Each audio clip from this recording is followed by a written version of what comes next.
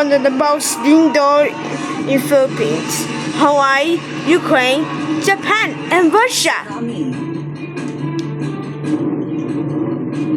Pagputok ng mga bulkan.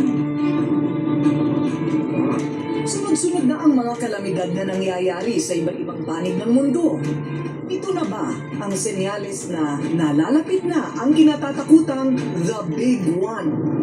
Nito lamang 3 ng Agosto, sumabog ang bulkang Krashenikov sa Kamachka region sa bansang Russia.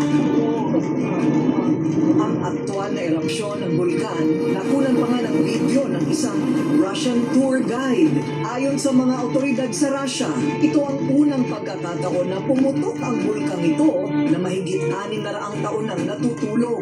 Tinatayang nasa 7 kilometro ang taas ng abong ibinuga. Naglabas din ito ng lava. Pero sa kabutihang palad ay walang naiulat na nasaktan dahil na rin sa 100 kilometro pa ang layo nito mula sa pinakamalapit na lungsod.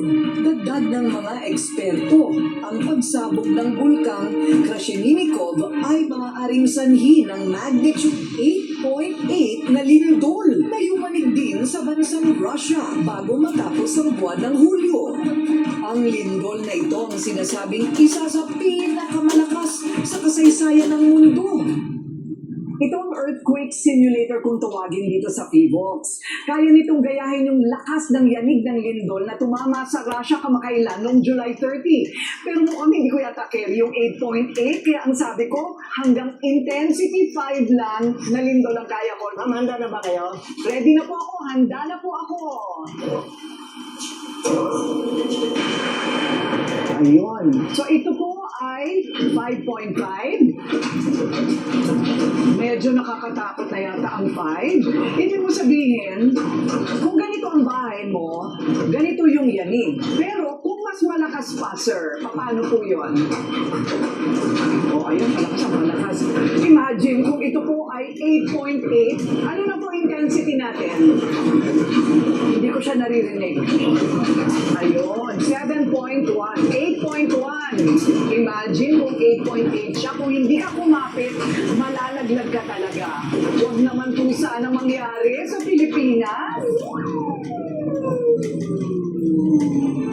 Ayon sa Geophysical Service of the Russian Academy, ang lindol na nangyari sa kanilang bansa ang ikalima sa pinakamalakas at mapinsala na lindol na naitala sa buong daigdig.